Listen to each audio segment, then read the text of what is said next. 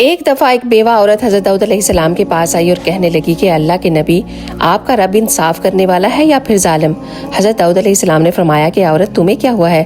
بے شک اللہ تعالیٰ تو بہت بڑا انصاف کرنے والا ہے اور وہ ذرا برابر بھی کسی پر ظلم نہیں کرتا۔ پھر آپ نے اس کی وجہ پوچھی تو وہ عورت رونے لگی اور اپنی کہانی بتانے لگی۔ اے اللہ کے نبی، میں ایک غریب بیوہ ہوں، میری 3 بیٹیاں ہیں جن کا پیٹ پالنے کے لیے میں سارا دن سوت کاٹتی ہوں۔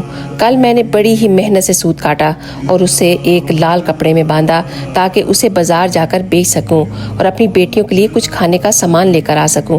جیسے ہی میں گھر سے نکلی، ایک بڑا سا پرندہ آیا اور وہ میرا لال پوٹری لے کر اڑ گیا۔ وہ سمجھا شاید اس میں کوئی کھانے کا سامان ہوگا، لیکن میں اسے بے بسی سے دیکھتی رہ گئی۔ وہ عورت ابھی اپنی بات پوری بھی نہیں کر پائی تھی کہ اتنے میں دروازے پر دستک ہوئی تو حضرت داؤد علیہ السلام نے دروازہ کھولنے کی اجازت دی۔ 10 لوگ اندر آئے اور ان کے ہاتھوں میں 100 دینار تھے اور عرض کرنے لگے کہ اے اللہ کے نبی، یہ رقم آپ غریبوں میں تقسیم کر دیجئے۔ حضرت داؤد علیہ السلام نے پوچھا کہ آپ یہ مال میرے پاس کیوں لائے ہیں؟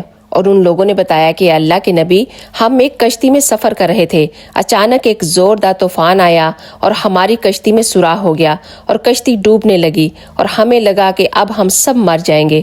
پھر ہم نے اللہ سے دعا مانگی کہ اگر وہ ہمیں اس طوفان سے بچا لے تو ہم میں سے ہر شخص 100 دینار صدقہ کرے گا۔ ان لوگوں نے مزید کہا، جب پانی تیزی سے بڑھ رہا تھا اور ہمارے پاس سوراخ بند کرنے کے لیے کچھ بھی نہیں تھا تو اللہ نے ہماری مدد کی۔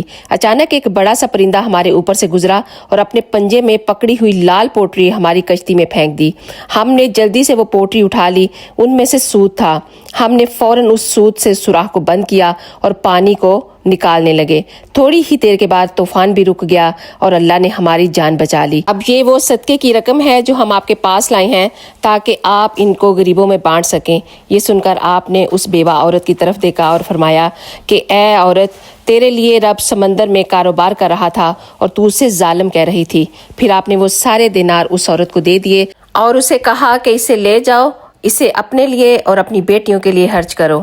تو دیکھا، اللہ سبحانہ و تعالیٰ جب بھی کوئی آپ سے چیز لیتا ہے نا تو اس سے بہتر آپ کو نوازتا ہے، وہ آپ کے لیے بہترین کی تدبیر کر رہا ہوتا ہے۔ تو کبھی زندگی میں یہ مت کہنا کہ میرے رب نے مجھ سے یہ کیوں لے لیا۔ اگر آپ کو یہ ویڈیو پسند آئی ہو تو پلیز ایک دفعہ شیئر کرنا مت بھولیے گا۔ آپ سب کا بہت بہت شکریہ۔ جزاک اللہ خیر۔